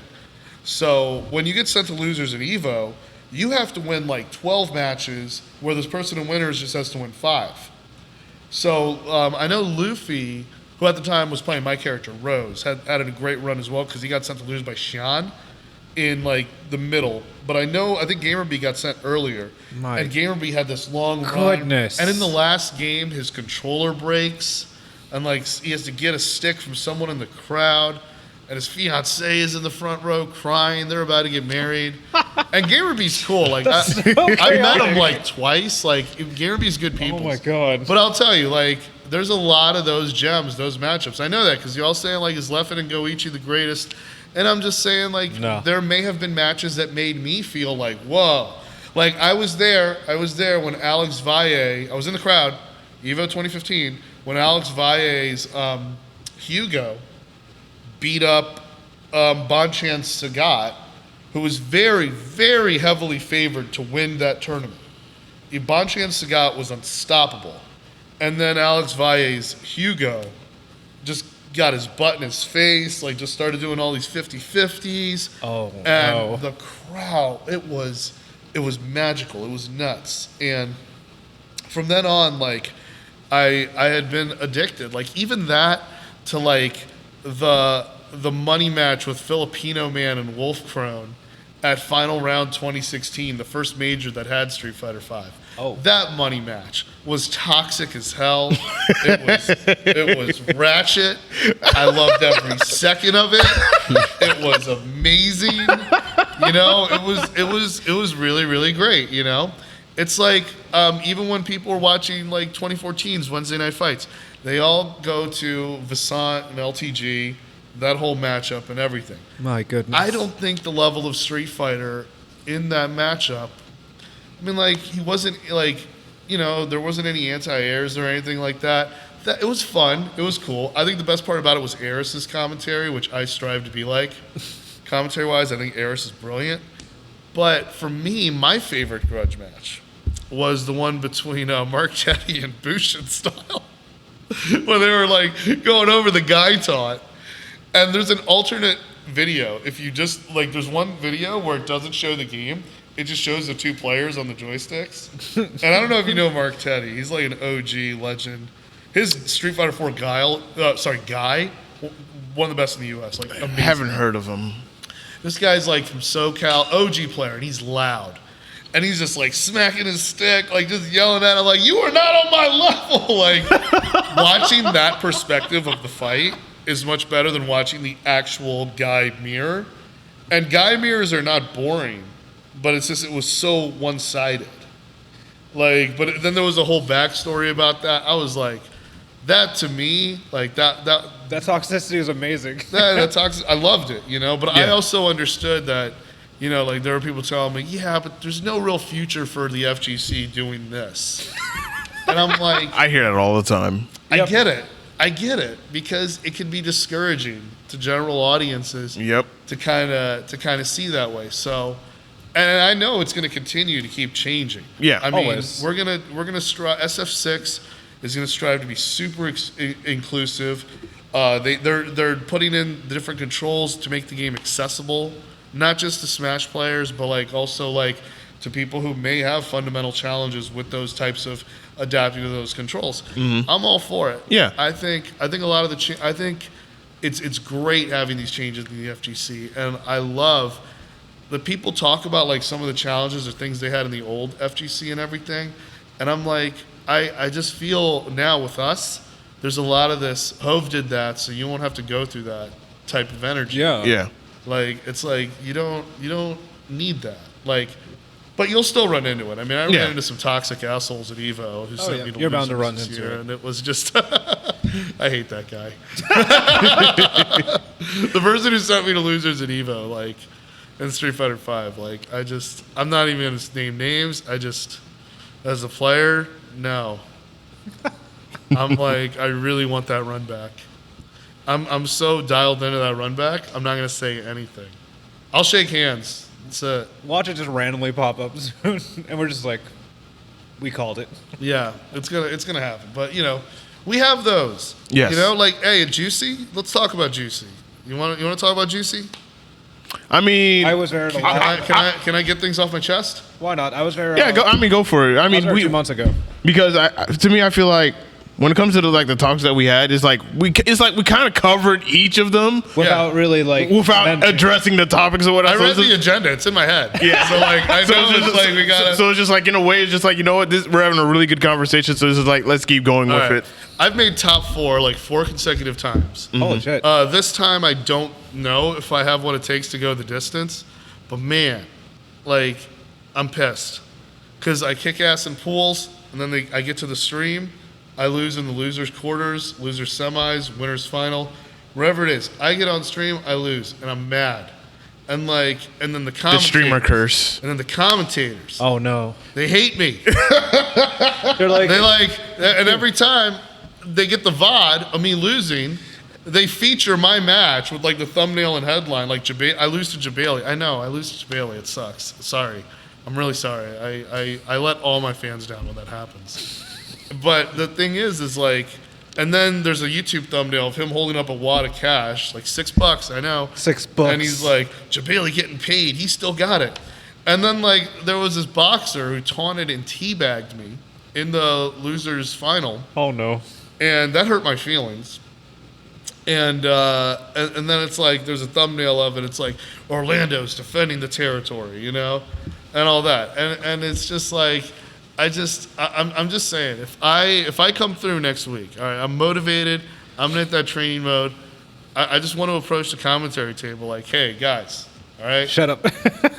don't come out here acting like I can't come here and just take your jobs. I love that.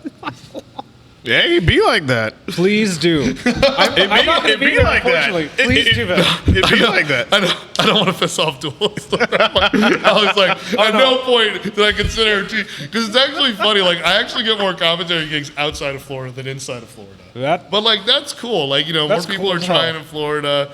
And, the TOs like their people, and that's awesome. But it's kind of like all the commentary gigs I've had to do. I've had to jump on a plane and everything. Oh, and I'm not sponsored either. Like everything I do is out of pocket. Yeah. Wow. So that sucks. But it's the dream, And, exactly. Like I do treat TeamKhris like it's a professional esports organization. So it's like I do approach this a bit with a business-minded approach. Yeah. But at the same time, like, I'm salty as hell, and I'm gonna take that 3.5-hour drive up to Orlando, and if I make top 4 again and I embarrass myself on stream, I'm gonna be mad. But I do really love that there's a piece of that like South and Central Florida, kind of the bitter rivalry, kind of the Heat versus the Orlando Magic, and we're both like in the playoffs. I didn't think about that, but you're right. You're correct. And those kids, man, they pop off when they beat us. Like, I watched Marvello. Marvello's like the nicest guy in the FGC. Marvello's amazing. Oh, yeah, I love it. And how this guy performs under pressure, like him being a Marvel player, like, it really stands out. But, man, I saw people beat him in Strive, and they're like, yeah! Ah! Like, they won the chip. Like, they're about to hang up a banner, retire their jersey number. I've seen that, and that puzzles me still. Like, it's I get it. Like, I've had pop-offs, Yeah. Now my pop-offs are more dramatic. Like, there was like an Alpha 2 pop-off I did. I finally beat a Relento. I literally just rolled off the machine and passed out because it was just such an exhilarating match. Like, I'll pop off because it was an incredible match. I don't want to pop off anymore like, you don't want to pop off like, I win! I made it! I can't forget when somebody popped off next to me. That was the most awkward experience that I've dealt with. You know what? You know what's equally as awkward? Go on. Sitting aisle seat or window on a plane next to a couple that's just like nonstop PDA. That is awkward. I had that happen on the flight back. That's realistically awkward. I had that happen on like the flight back from Defend the North, and I'm just like, if I wasn't single, would I like not care? You know, it's cool. I'm getting some of this at home. All right, it's fine. But like, I'm sitting here and, you know, DMs with girls are just catfishes and crypto scams. Sometimes it be like that, you know? And then it's the NFTs 5 miles away in your area. Yeah. It's like, and then they're like, do you want to buy my cryptocurrency? And I'm like, run away, red flag. But yeah, it's like, but here's the thing, man. When you pop off like that, you're subconsciously telling yourself, like, you're just addressing your own imposter syndrome. It was a very hard lesson for me to realize that. Like, because I suffer with imposter syndrome a lot. Like, there are times I may have been clutch, but in my head, there's a voice in my head like, you fraud, you're finally being exposed for what you are. You never trained or labbed the way. You're not built for this. Oh, my gosh. Can you imagine what they're saying about you on the stream? Yeah, I mean, I had a couple pop-offs in history. The last one was at Flint, and it wasn't a bad one. Like, I just shook hands with the guy, and I'm like, I got work to do. Then the last guy I beat on stream was a guy who, like, I lost to 8 different occasions. I finally beat him once. I didn't even pop up. I just shook his hand because I'm just shocked. Yeah, for me, not to cut you off, but you're fine. But for me, I remember popping off, and this was in DNF Duel when I went up against Blazing Green. Shout out to Blazing Green, and I finally won a match. Like, I finally set someone down to losers, and for the longest, ever since DNF Duel has been out, like, I've always went 0-2, 0-2, 0-2, 0-2, 0-2, 0-2, and like, I've been grinding the game. So when I finally had that one day where just like, I finally got a win, I popped off. Granted, I don't know if Blazing Green, you know, appreciated that or whatnot, but it wasn't intentional. But it just, for me, it was just like, it was an accomplishment because it was just like, I've always went 0-2 in this game. I'm still learning the game. Granted, there's really not a lot of people playing the game or whatnot, but it just for me, it was just like, because I've been grinding this game, I've been learning the matchups and whatnot, what to do, what to punish, and then just, you know, overall just keeping my head in the game, and just staying focused. Once I got that win, I was just like, fuck yes, I finally won. And it's growth. Yeah, it's a great feeling. Yeah, like growth is is really, really good. But if you're a person that is just like, you popped off of someone that you clearly had the advantage, like, you're clearly a much better player. I was about to bring that up for myself for CEO, but it's just like twice. Like, why are you popping off? Like, I'm not that good. Like. Yeah, so that happened to me in Mortal Kombat at CEO. There was somebody that beat me. Like, this woman was, like, checking her mirror, doing her whatever hair she had, and then, like, has a trans flag, like, at the end of the match after I got 0-3'd, and I'm just like, I'm not popular, but okay. Yeah. Then I got 3 different streams at CEO for 3 different games. Wow. That's still the funniest thing. I've had that happen. Yeah, I've had that happen, like 3 of them. Like, I got 0-2 to Melty Blood, but I signed up because I was really bored, and that's what happened. I try to get in as many tournaments I have a chance in. But then the most honest one that I got and streamed was again a guy named Churio, who was like the number 7 or something like that, Gold Lewis in the nation. I lost to him pretty badly, but it did teach me, like, I got work to do. Yeah. And I've been like, I'm a newcomer in the FGC. I literally started in February. Oh wow. Yeah, you guys are. And I'm making progress. Like, the progress and the growth is like, you shouldn't. The thing is like, you also shouldn't let anything ever discourage you. Oh no. I mean, I think honestly the best thing you can do is just be as ready as you can be for the next tournament. Sure. I think that's just like, because sometimes, and I noticed it even this year, like, sometimes I would have some discouraging, like, performances. Like, there were some tournaments where I looked at the bracket and I really thought, okay, I have a really good chance of making top 3. and then I ended up going 2-2 or something, or 1-2, and I'm just like, it gets discouraged. And then you go to another tournament, and you did better than you expected to. Like First Attack Puerto Rico, I came really close. I had a close match with Sherry Jennings to get out of pool and make the top 16. Oh, wow. So she made the top 16, beating me. But I was like, man, like that fight, I did my best. It went the way it went. I don't want to take anything away from Sherry. She's a great person, by the way. Like talking to her, meeting her, and all that. Like she's awesome. She does invaluable work for the FGC. But for the fighting games in general, what she does. But like I was just like, man, if I wasn't like so discouraged coming into here, mentally I was like, okay, I'm just gonna go here and do my best. Like I was just kind of like not really pushing myself to add on and train. I kind of felt like I'm at a plateau. I'm gonna see how far I can get from this plateau. Mm-hmm. But if I was able to come in with just a different kind of mental energy, like sometimes like you hold yourself back. Yeah. And there have been, I feel that way in last week's tournament. Like there were just situations where I wasn't ready for my opponent, and it sucks. But I think as you grow, you learn to play through that, and you start to win matchups that you may not be ready for. Yeah. And so my biggest win, one of my biggest wins is in First Attack Puerto Rico 2019. I beat a Capcom Cup ranked player, Doomsnake, his Claw. And in the final rounds, I was dropping so many combos. Like, I left the win on the table so many times. Like, I mean, you hit a combo, could have been the super to get the kill. I didn't match out the super, so I have to do something else. And I finally was able to grind it out and get that last hit. And it was just it was so overwhelming that I win. And I'm just sitting there like that, just in a panic. And that's my gift. Like, they made a gift of me doing that. That's my pop off. Like, I was like, what? Yeah. Like you were just in surprise. I was genuinely surprised. He's a cool dude too. Like Bruno, we talked after the match. He's a real cool guy. He actually finished further than me in the tournament too. Oh, that's nice. Because it was a really, really tough bracket. I mean, afterwards I had to fight this Akuma player named Hochi, who's like the best Akuma I've ever seen in South America. I think there's another guy named Crossover, but like those are like the two historically like godlike Akumas from Latin America. Oh, snap. And this guy's Akuma was like, that's the thing about majors. Like sometimes like you get like a backstage pass to like see the best of the best beat your ass. Yeah.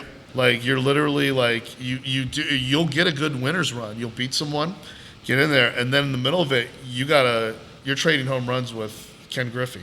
You're trading punches with Tyson, or in our case, Smug, or some of those other players. You're like just going blow for blow with shot for shot against Jordan, and you really see like their excellence. Yeah. Like I fought the best Chun-Li in the country, Kudo. He's a fantastic Chun-Li player. Moved here from Japan to New York. I ran into him at CEO, and I learned some things. I really saw like the precision, the detail. I mean, I also got that from playing MOV 4 years ago, and that's what I love too about majors is like you'll get a loss that will show you have no business being in the same game with the other guy.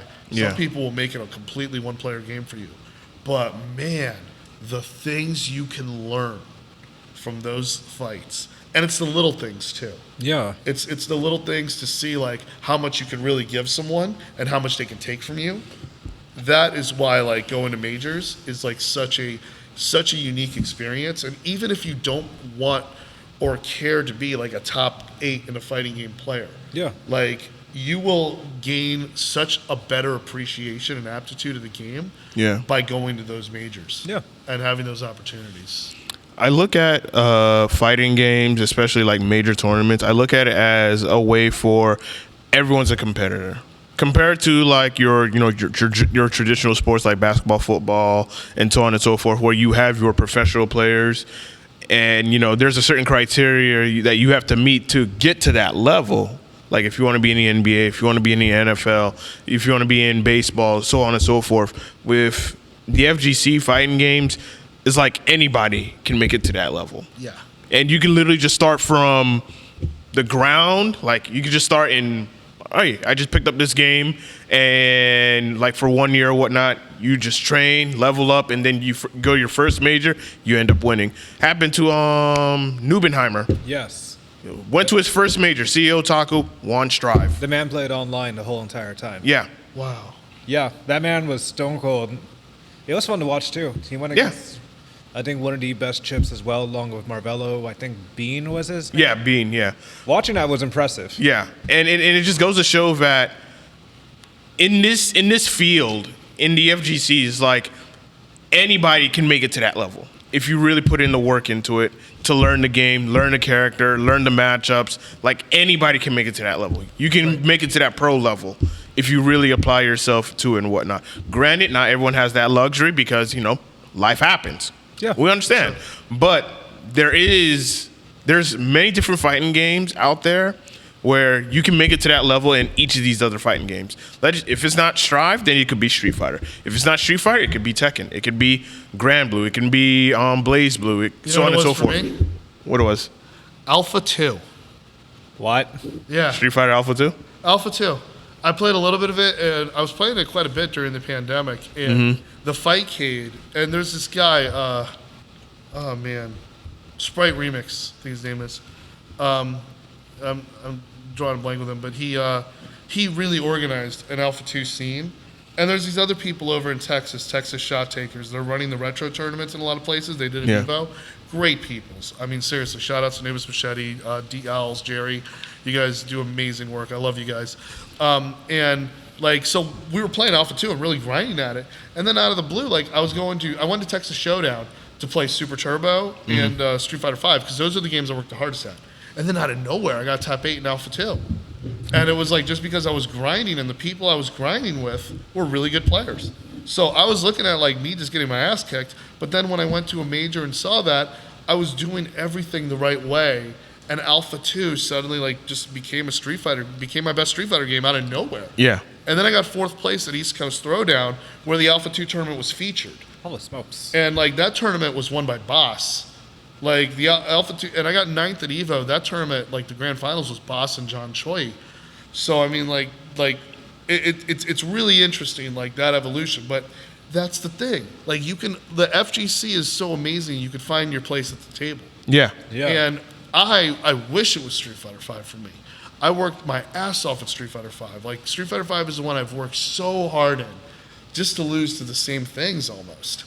And it was so much I had to learn and unlearn, and I'm still picking up with Street Fighter 5. But it sharpened up so many of my other skills in other Street Fighter games that Alpha 2, just sometimes the game comes out and chooses you. Yeah. Sometimes the game is this game works with you. This is your game. And I love that you can find that inspiration in the FGC. It's beautiful. It really is. Yeah, absolutely. And that's why, if you're new and you're coming into the scene or whatnot, there's something, as you said before, there's a place for you. Yeah, there literally is. But my advice to your first time majors, don't just go for one game. Yeah. I mean, because you may have it where your tournament is the first pool. You got the 10 a.m. day one pool. You show up, you go 1-2, 0-2, something. You don't meet your expectations. Yeah. Or you get eliminated a little earlier than you thought. I remember something.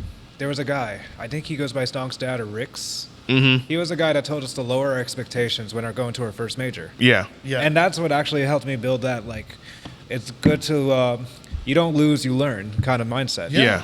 I went 0-2 in CEO last on 21. I went 2-2, both CEO Taku and CEO for Strive as my first competitive game. I was freaking out at that fact, but I picked up a lot of things I was taught to. And even joining an FGC organization like FGC Island without learning how to play a fighting game first was still the funniest thing, but I love it. Hey, but you found that lane. Yeah. And you went through it. I think being able to enjoy this, regardless of the tournament result, it's been the most fun. Yeah. I think it's key, and I think it's a big advantage. It's definitely the most fun I've had. And also for a tournament organizer, I always want to feel more experienced I always want to have the experience of people who went 0-2 have as much fun as the people who made the top 8 and got paid. Yeah. Yeah. I think that's a critical component that we need. Yeah. Because, and also just find ways to stay busy. Like, volunteer for some brackets, find some way to do commentary, play casuals in your game, or like play other games. Like, the reason I picked up Retro is because I had so much downtime going to tournaments only playing Street Fighter 4. So once I'm done with my main game in the main ball, I'm like, okay, I'm done. I'm going to go hang out in Retro for a bit. Like, sometimes there's CEOs where I just don't leave Jabaliland. Yeah. I'm just dialed in, you know? This year was definitely, well, I wasn't very mobile, but like this year was definitely an example of that. Mm-hmm. And it just goes in. And then they introduced me on stream and they're like, oh yeah, you'll always see TeamKhris in like the 24-hour arcades at the tournaments, at the events. He's not a Street Fighter 5 player, he's a Super Turbo player. And I was like, called you out. That's actually a compliment.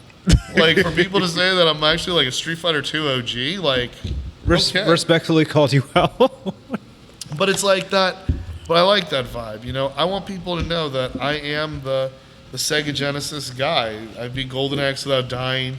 I intentionally get the bad ending in Streets of Rage so I can replay the extra levels and get a higher score on hardest because, like, I love being a god at beat 'em ups.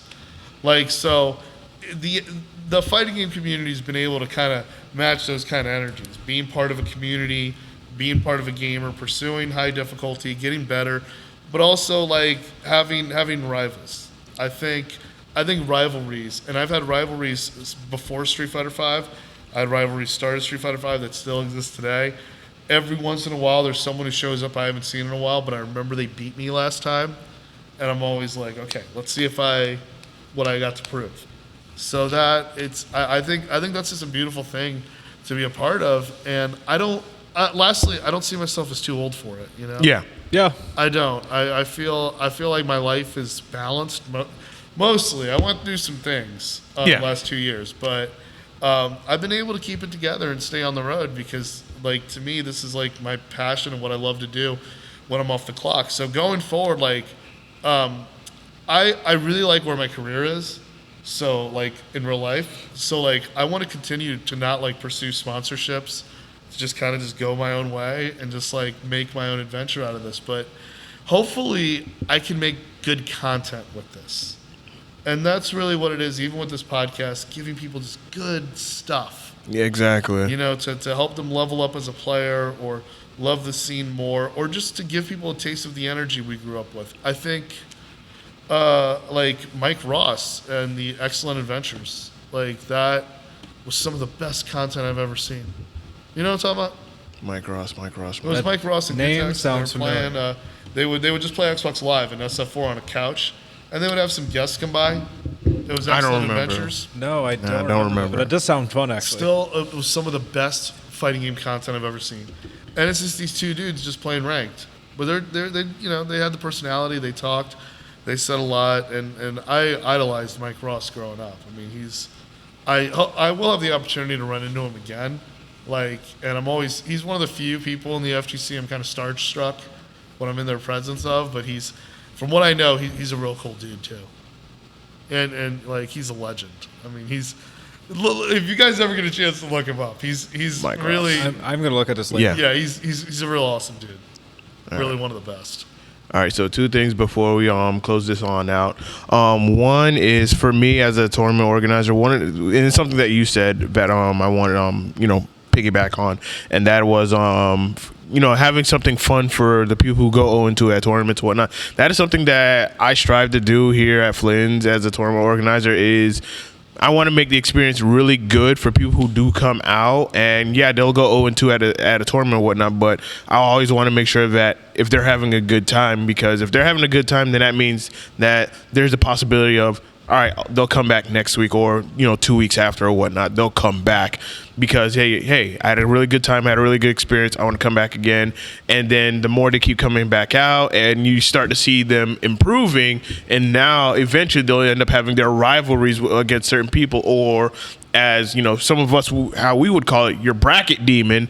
Yep. Bracket demon. Yeah, I like that. Like it's a great feeling to see someone that's coming into the scene. Like, granted, they've been going 0-2 in a while or whatnot, but they finally beat their bracket demon. You see them performing, you see them getting good. It is it's great to see that, and that's something that I want to continue to keep doing. So that way, when new faces come in, I don't want them to get discouraged.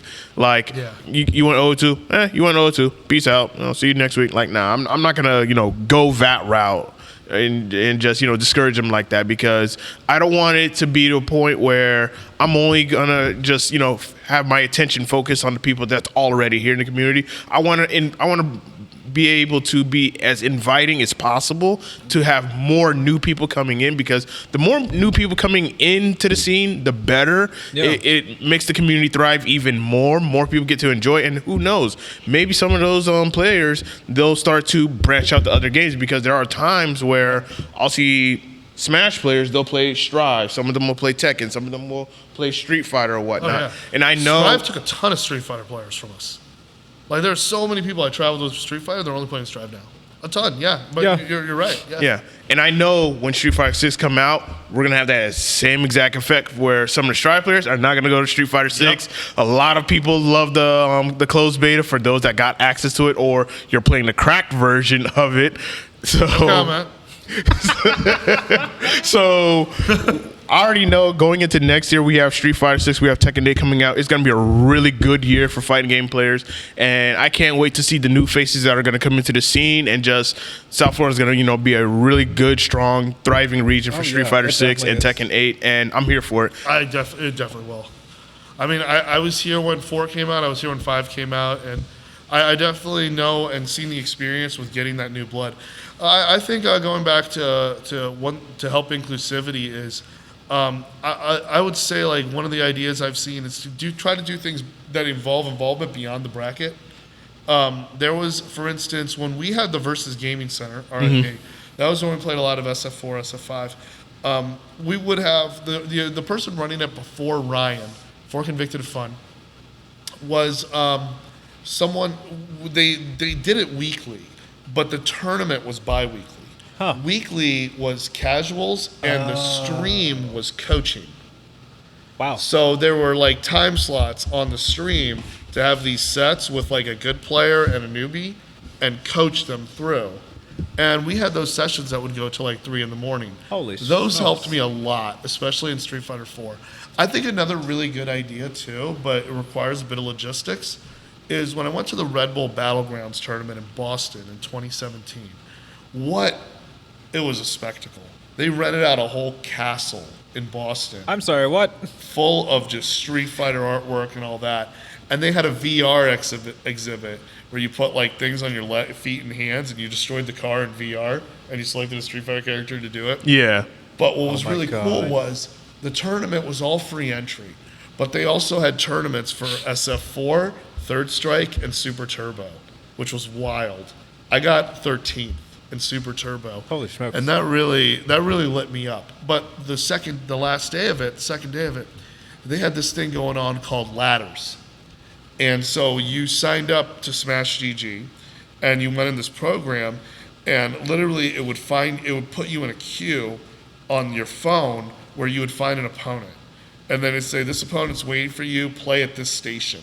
And then you did a 3 out of 5 set, and they recorded the records on the app. Holy smokes. And the person who had the most points would win a Red Bull hoodie, a Red Bull beanie. So it was like a round robin, but you were just looking for opponents. That's and actually cool.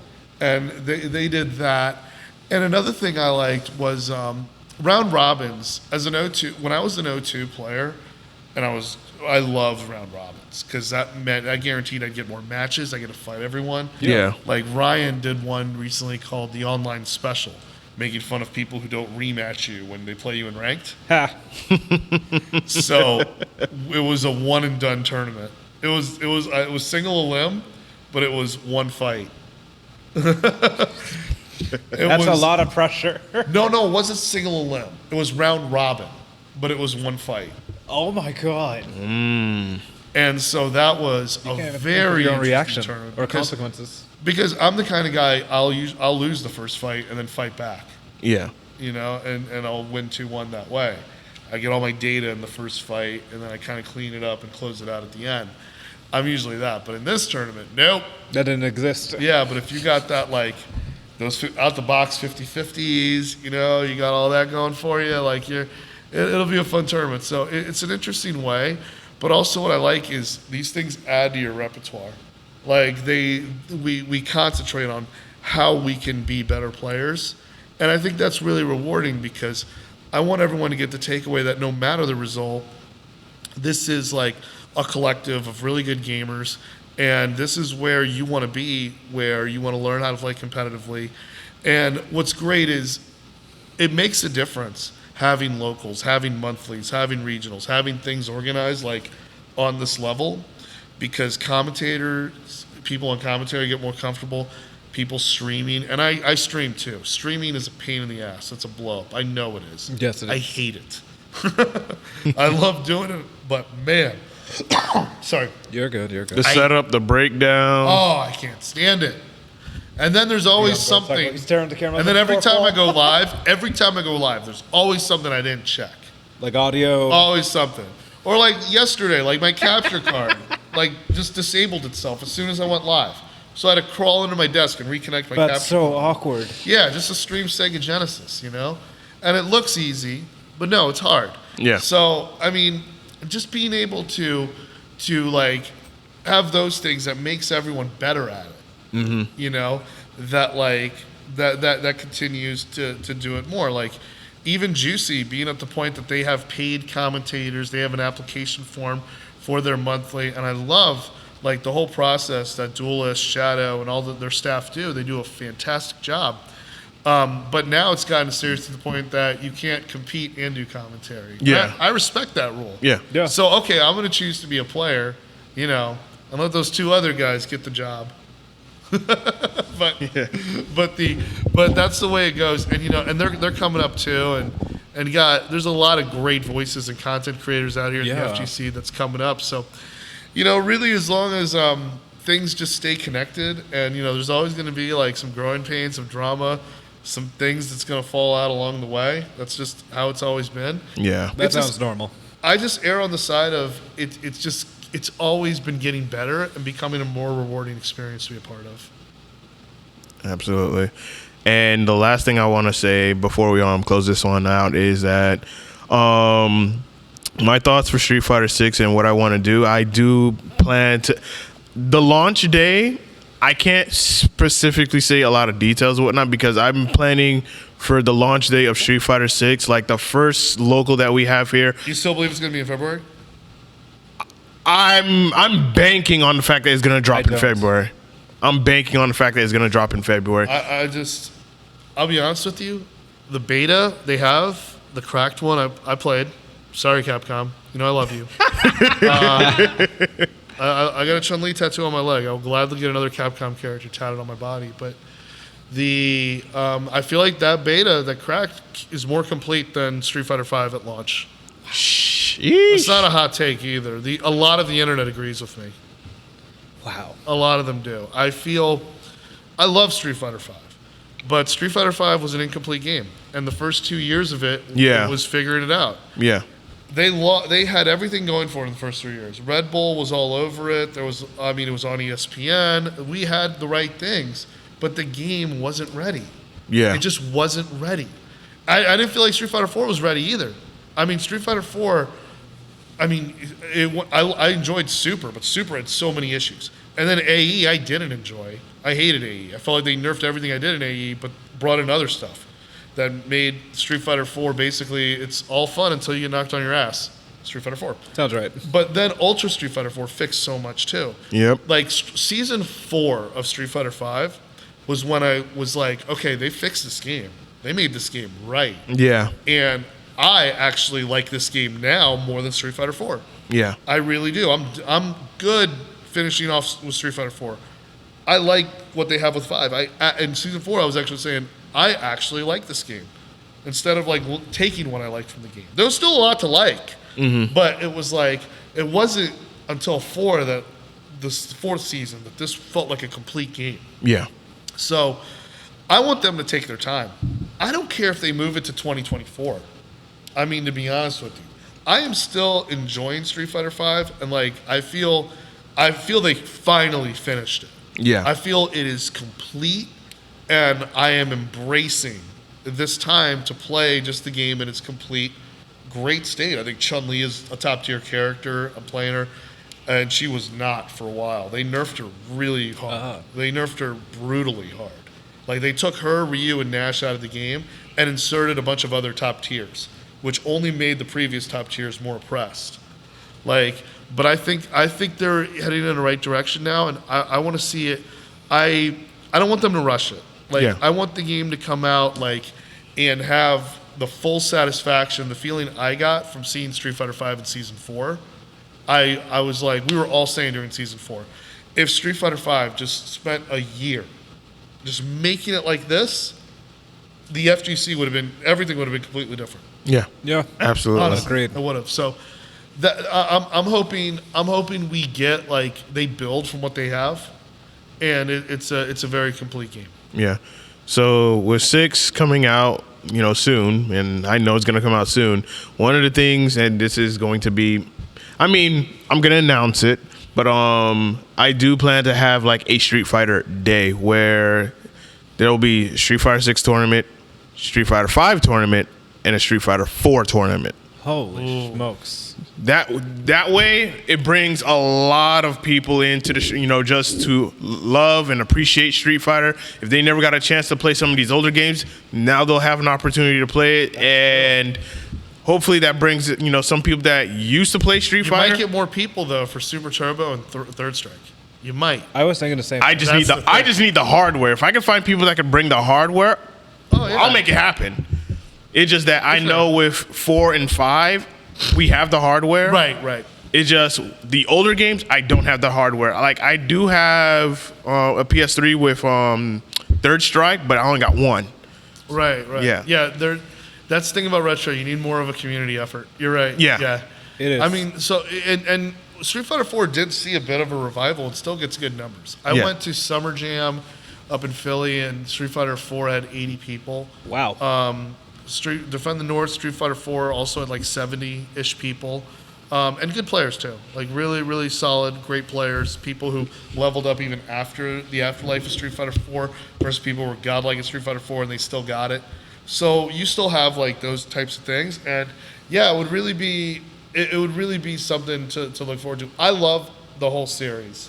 Yeah. Street Fighter to me is it's like Sonic. It's one of my franchises. I grew up, I'm as big on Street Fighter as I am on anything with Marvel. And I even told the Nishikiyama Matsumoto, the developers of Street Fighter 6, the two guys. Wow. I told them, I said, hey, what you guys do is great, and just keep in mind, there's people like me, and without Street Fighter, I don't feel complete. Absolutely. I feel that when I don't have Street Fighter, I feel like a very important relationship in my life is missing.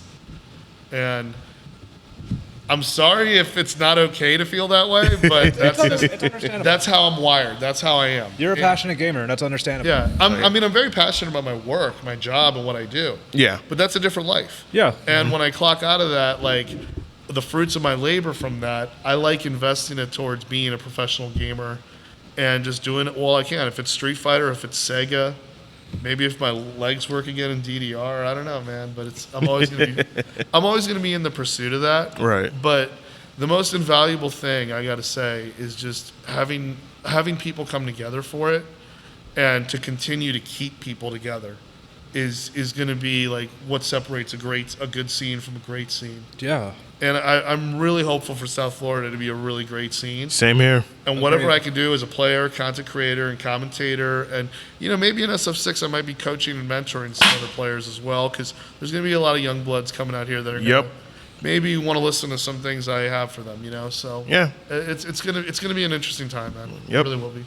Can't wait for Street Fighter Day. So that way, people who played Street Fighter or used to play Street Fighter or new to it, that's an opportunity for them to come together and, all right, let's all experience this game, the series of it, get to know some of the people within the community. If you don't know Street Fighter, hey, come out on Street Fighter Day, the day that Street Fighter 6 launches. We'll have it here, and you'll get to meet, people like yourself and many others, so that way they don't feel lost with the game and they'll find a place. For sure.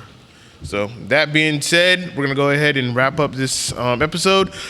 Any final words? Yeah, you can catch me on Twitch at TeamKhris, TAMKHRIS. I'm also on Facebook as TeamKhris Plays, TAMKHRIS Plays. I'll be here whenever there's Street Fighter. You know, I'm always jumping aboard. Thank you, Senpai, Silverback Senpai, all the awesome stuff you do. And you remember, I remember winning the SuperCon FL tournament. We got that picture. And Waluigi, thank you for having me. No problem. I'd love to come by and, you know, chill with you guys. It's been fun. Maybe play some Sega Genesis or something if you guys want to. And sure. Whatever we can do to make some content, man. I'm always game. Waluigi, any last words? Dude, it's a pleasure having you. I've been so excited that you're in this episode since I met you at Next Level and then at Juicy's. And glad to get you set up in the application. Also, for those interested, you can always apply to us. But yeah, it was super awesome, even going against my teammate Dark Ice. Yeah. Still, one of those fights are one of the I have it out for him. I had him. No, if you look at that winner's final, like I had him twice and I choked. So I thought he's been doing well. Like he got second place at a Super Turbo tournament recently in Orlando. That man scares me with Street Fighter. I respect him. I respect his game a lot, but like I want to bring him down. Oh, that's good to hear. At least he's saved, so at least he has some motivation. Yeah, like as a player, you know, like I love him as a person. I mean, I love his work. I love what he does, and I love talking to him at tournaments, you know, and all that, friendly and all that. But like, I'm coming for it next week. Oh, the rivalries, I do love it. Oh yeah, I'm just salty, man. But yeah, I've been stuck in the top 4 of that stupid tournament, man. Damn. And it's like. You gotta break the spell. I just want more stream time without doing commentary. Yeah, I believe in you. You know, so. AJ, any final words? You definitely got me interested in Netstick. It was that comment that you made earlier is like you never know. Like you think you may be good at playing a fighter game with a controller, but you never know how you'll do on an actual stick. So I was like, you know what? Oh yeah. I might. Stick was a bit of a like I was a pad player my whole life, but then my thumb started messing up. So, like I had transition to stick, but it wasn't that hard of a transition for me. Yeah. It's just more and more comfort, you know. It's being able to just do things. We're trying to get him into the FGC. Yeah, you'll get it. Just don't get discouraged ever. Nah. Just have fun. I most of the time I'll play some games with him and yeah. Just for fun. Yeah. You better be here for Street Fighter 6. I told you I'm very excited for that one. It looks because good. It's been forever since I played Street Fighter. Like we'll both start out fresh, so at least I'm here with you. So yeah, it's a completely different game too. If anything, it's great when you don't have to unlearn things. When you do things in 4 and 5 that aren't going to work in 6, and you're stuck on doing them instead of doing something good. Yeah. That's where it gets like. That's why like some people could just like new blood could just come in and they get like the new mechanics. They don't. They're not stuck in the ways of old heads, like that kind of stuff. It all works out. Yeah, absolutely. All right, y'all. Well, this has been episode 64 of the South Florida Gamers Podcast. You can catch 64. You can catch the full podcast episode for audio-only listeners on SoundCloud, Spotify, iTunes, Anchor, Amazon Music, and many other places. Just Google us Google South Florida Gamers Podcast and you'll find us there. And of course, video playback will be available on YouTube and Facebook later on this week. So that being said, we are signing off. Y'all have a good one. Peace. Enjoy yourselves.